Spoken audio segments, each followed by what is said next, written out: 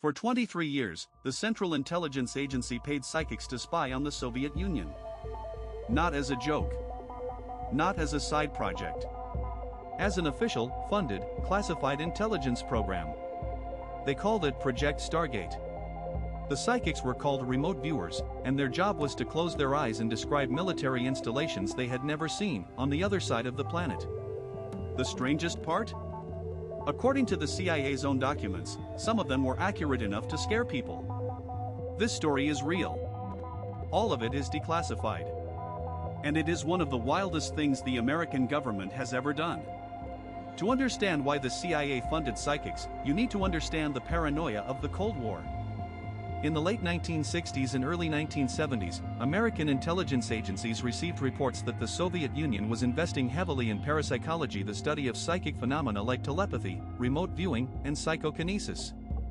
The Soviets were allegedly spending millions of rubles on research programs exploring whether humans could perceive distant locations using only their minds. Now, the American military establishment didn't believe in psychic powers. But they believed in the Soviets.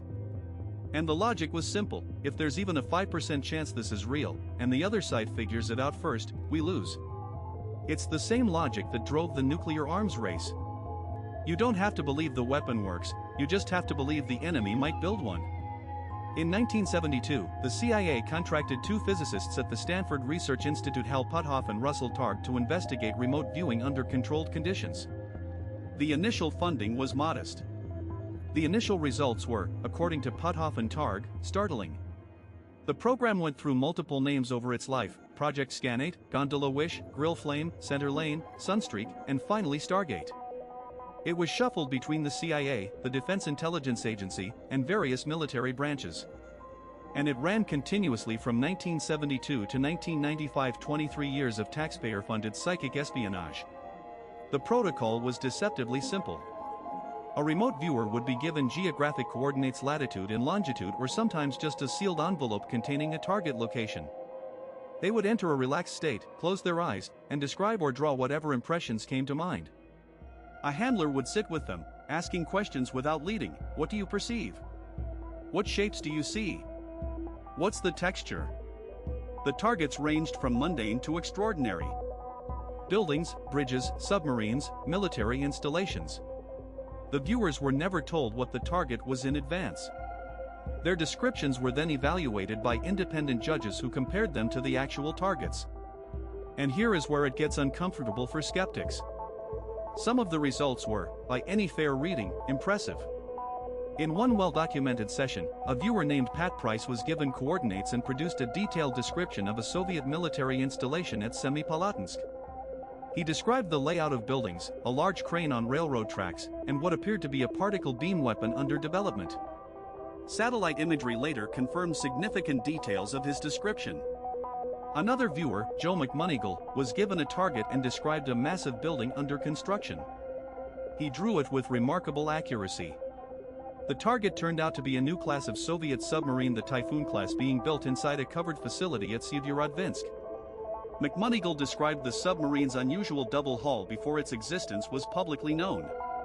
McMonigal was awarded the Legion of Merit in 1980 for a significant military decoration for his contributions to a critical intelligence project. The citation didn't mention psychic powers, but McMonigal has publicly stated it was for his remote viewing work. But for every impressive hit, there were misses. Lots of misses. The overall statistical results, when subjected to rigorous analysis, showed that remote viewers performed above chance, but not by a margin that would be considered reliable intelligence. You wouldn't plan a military operation based on a remote viewing session. But you might use it to generate leads, narrow a search area, or ask different questions. If you think this is wild, we haven't even gotten to the part where they try to use psychics to find hostages in Iran. Subscribe to Mind Trap. We don't make this stuff up. We don't have to. Hit subscribe and the bell. Let's continue. Project Stargate wasn't just a laboratory experiment. It was used operationally. According to declassified records, remote viewers were tasked with real intelligence targets during active crises. During the Iranian hostage crisis in 1979 to 1981, remote viewers were asked to locate the American hostages. Some of their descriptions matched the actual locations, though critics point out that educated guesses based on public information could have produced similar results. In 1987, viewers were tasked with locating Colonel William Higgins, a Marine officer kidnapped by Hezbollah in Lebanon.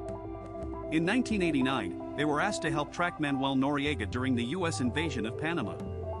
Whether any of their information was operationally useful is disputed, but the fact that military commanders were even asking psychics for intelligence during live operations tells you something about how seriously some people in the defense establishment took the program.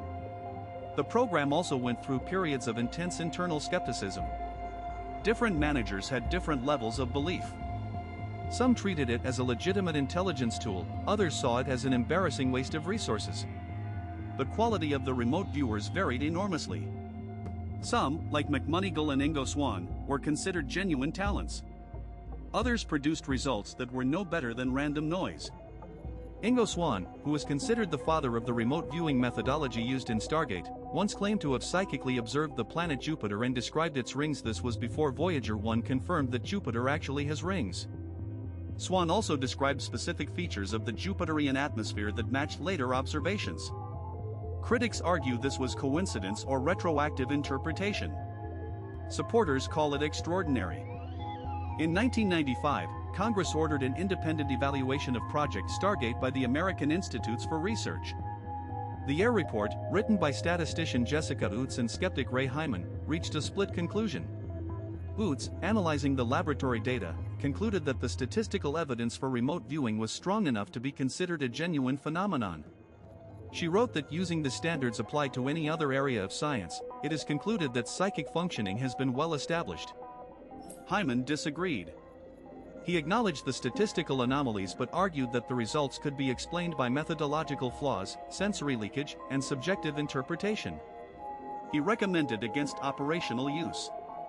The CIA sided with the skeptics.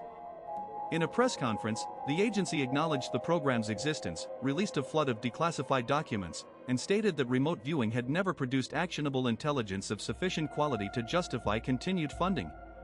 The program was shut down. But here is what happened next. Several of the Stargate remote viewers went private. McMoneygle, Swann, and others began offering their services to corporations, law enforcement agencies, and private clients. McMoneygle appeared on Japanese television demonstrating remote viewing. A community of trained remote viewers formed, many of them ex-military, offering courses and services. The methodology that Stargate developed to coordinate remote viewing, or CRV, is still taught today. And some of the declassified documents hint that the program may not have been entirely shut down, just moved. Several former participants have suggested that remote viewing research continued under different classified programs, with different names and different oversight. This is, of course, unverifiable. But it's consistent with how intelligence agencies typically handle programs that become publicly embarrassing. The debate over whether psychic functioning is real is one of the most polarized arguments in science. The statistical evidence from Stargate and related programs is surprisingly robust. Meta-analyses consistently show effects above chance that are comparable in magnitude to some accepted medical interventions. But the mechanism is completely unknown, the results are inconsistent, and the most spectacular claims are always the ones that can't be independently verified. What isn't debatable is this: the United States government spent 23 years and approximately $20 million investigating psychic espionage. Military intelligence agencies used psychics during real crises.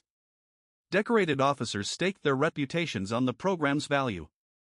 And when it was shut down, the shutdown was based not on conclusive evidence that it didn't work, but on the conclusion that it didn't work reliably enough.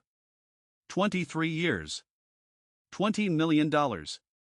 Thousands of remote viewing sessions. And the government's final answer was essentially, we can't prove it doesn't work, but we can't rely on it either. That's not a debunking. That's an admission that they found something they couldn't explain and chose to walk away. If this changed what you thought you knew about the CIA, subscribe to Mind Trap. We dig into the files nobody reads. I'll see you in the next one. Keep your eyes closed. See what you can see.